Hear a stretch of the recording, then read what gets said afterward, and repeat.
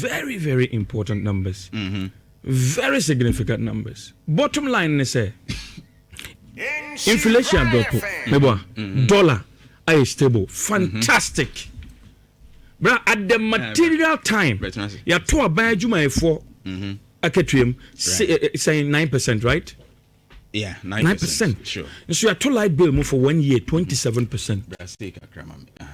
Senior, the fact of the matter is that 27% affecting Nipan life saying what cumulatively 32% in 1 year. And yet our revered economists will not mention it. Dollar stable, fantastic. Inflation time 23 year cocoa and in so many years. And the cocoa catch a full Johnny free farmers in China because they don't have the money. No, I catch say I started to be and I do man. You remember, and the remember, catch MPP said the entire government machinery useless economic. What so cocoa creating the cocoa bafanisi kamano and the Ashanti region cocoa for or Massachusetts to say because they pay light bill, they pay water bills, and the University of Ghana, correct? Ya tutu. The friend say, baby, day. Ya tutu baby hostels. Ya tum ebi by 38% private for and then the government and kasa dia the moment by 40%. It is there. So inflation how is affecting your life. And then for the first time in so many years, next 4 years, for 12 years, you salary arrears. And for 12 months. 12 months. And then me know say, only judicial service for. From January 2025 to October, almost salary arrears and almost Adenta. Inflation dollar is stabilizing, yet we cannot pay them. Teachers, teachers for being so 12 months. Almost sicker salary areas. Water bill. The reality is say the numbers no translate and people are dying and the hospitals no and that is the fact. Now 23%, dollar at 14. No to me by my forecast.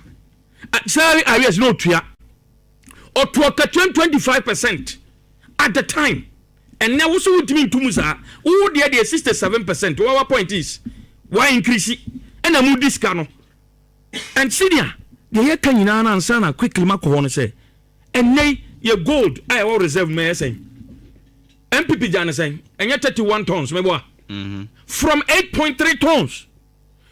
NDC ba mu ye bi kan ho e 37 meboa and now so ma di sa sika no ever gold no amanaka 18.6 tons omo de akọ dollar omo de ye de yonim ye gold no adeplete IMF beka so na gold aboka omo see IMF boa MPP for the show machi nyeza 3 days ago Bank of Ghana ankasa mbeka say no kore $214 million loss as a result of gold board activity. Nyeza sa sika ni na fa he and yet we sit here and talk about numbers. Please, you make sure say numbers not translate into your lives. Now, baby, I do no airtime. Intimacy, a woman's inflation about from endemic or docono. Yanka say a buy an ear to so. But docono, they say quan a cosro.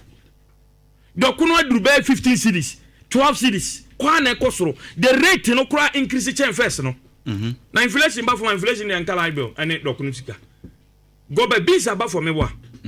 That is the area that I want to join. Agree, I mention what it beans near Brunia above from significant. But I'll be told bro back farmer no on go back into production because what on 350 bus when you 350 Ghana cedis. Fertilizer back 450 Ghana cedis. One bag of maize cannot buy fertilizer. How do you expect such a farmer to go back into production? Beans are reduced significantly. I was saying middle part. Yes, a farmer not still and no crampono. A brew of farmer any pan turn to air say what is the problem? It means the government does not have any laid down road map or they absorb salary. And that beans, who they be a granny, a maize, a boo, ama essay, a creaphone tia. And that is the reality. Creani children watch and I just and this is what is happening.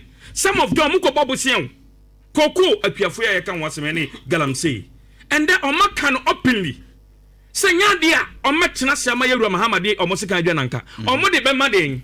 omo de be magalam sefo na ne ya kakra ye nsuro se ye be smuggle nyesa ne omoka adenja obi ana ne koko sa time no inflation 23%. Sa time no dollar no about 14 enyina meboa no tua koko kwafoka ntina de wom kro moton de edman ne ye se ye de koba bia koton je na si obe kape obi a wonim koko ho hwe no de sobo wakofo bi onim koko no de sobo be bo MPP aban na syndicated loan na ye ka ho asemi bra I started that time immemorial meboa in 2017 the MPP inherited the farming season of 2016-2017 as syndicated loan na 1.8 billion.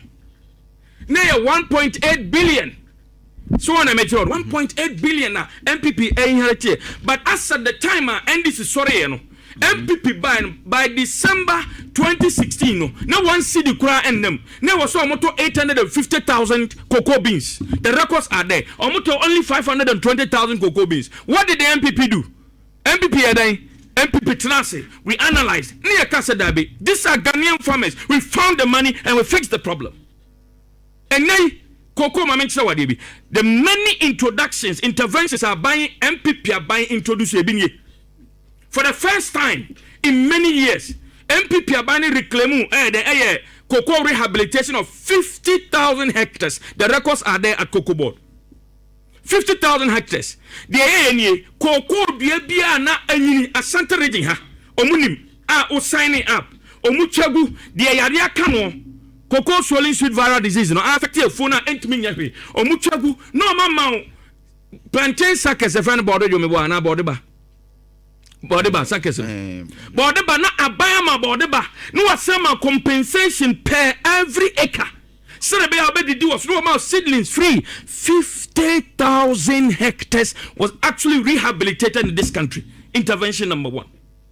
Intervention number 2, the MPP government introduced the mass cocoa pollination. Meaning the interesting thing they say, unim say 1 acre bia without the insect or pollination. Akokwa. Uja a full 1 acre. Say cocoa and one kasanswa. Because say you spray any other activities say insects in baby no omuntimi pollinating. What happened then they say cocoa 1 acre etimi am wakosra 3 bags. See what I say. But once we introduce the cocoa hand pollination no the extra say the same 1 acre no ye farm mebunu by 50,000 yet to omo pete the whole country and omo chira kuafo no said ye see hand pollination to 1 acre na na 3 bags no etimi ma minimum 12 bags maximum 18 bags cocoa kuafo no esomu and yet Ghana was paying those pollinators. And it's only 50,000 hectares omo habitat eventually e be affect cocoa no the betimi iden a produce and yes anete the government of Akufo-Addo introduced what we call the cocoa pruning, the mass pruning. Ye famebru again 50,000 plants. Ema moko enfuofonum epempine cocoa the engineer. Ye pese the dear from Sadabet Miasu. We are pollination and succeed. And the cocoa as at this time. Wow, baby, beer who company a bill. Akufo-Addo Jano 475 Ghana cedis as at 2016 per bag. Akufo-Addo sorry no na 3,100 NDC 4 dinse ekwa abosomfie ekoka se MPP short change akuafo no mu do nyankopon edo bosom bi omunim se omoba ma ni 6,000 ene kokko kuani na ni 6,000 na nsanka utumu sen utumu about say na 3,600 meboa be 400 or 500 na dey account eno so a ultimate say explanation of the moment say world market a drop also. This is not the first time a world market cocoa prices a drop. At some point under the MPP a drop here by $18, maybe $18,000. Baba ultimate here. Peton a drop by neither saying and no more than to 49. Inti abane saying a cocoa kuanina wakoba besia. Edia babe to cocoa.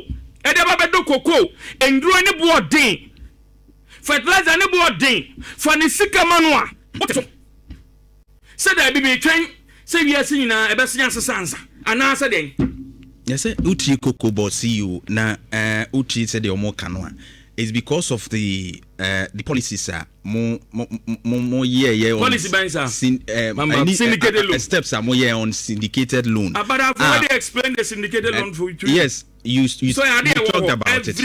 Yes, it's there. Ubiaba obeje no dia. But me say to us no. Yes. Ubiaba obeje no dia tuaka 2024-2025 season no.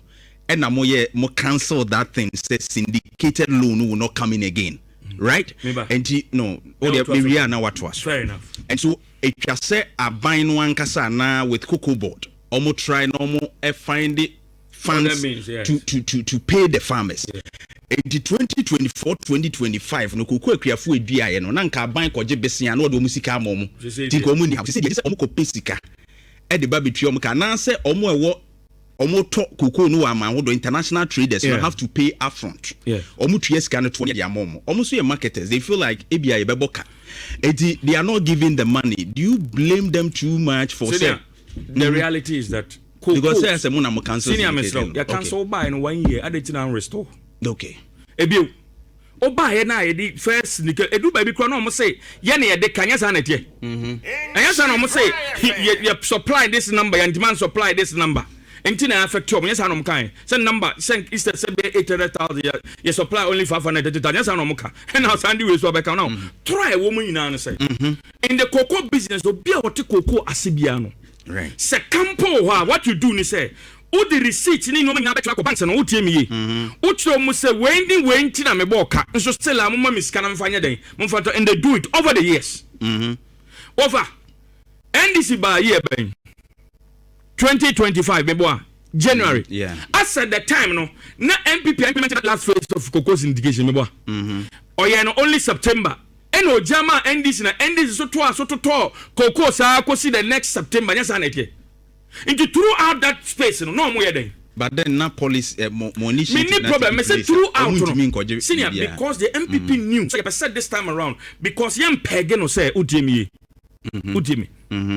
Me de ko na wo boa open na ya den o de ma me so we needed to determine the price so but na sa a problem no na untimi a why couldn't you because we knew we had a formula and we left it with you actually said this is how you should implement it but ene owura rande abi atimi ato cars Toyota Hilux or the Kuyanini Sika 110 and the amount of any saloon cars on one kasa out of brand new SUV out of two and the amount of friends any deputies. And no, I can't want some. Or catch the join news for say, for operational purposes into not to talk us. Cocoa Pianisca, or not what I say, mem who run the abet me the MPP at them on cocoa issues.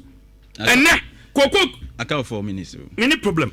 Cocoa Piani and the Medvatic Galamsen will be any more him say idea, President Mama and Casano, baby on your own benti. The American say Cocoa Pianino first. Because when you not feed it into the fact say, oh, who is say, as I said, or the train are buying and fat because no trust, and therefore was all the Galamsey. Now on the topic of Galamsey. Brian, and I'm here Erastus Asarodonko, Unizade. Erastus Asarodonko of Joy News. I say, and Yaso Forest, and this national security Galamsey, young kind.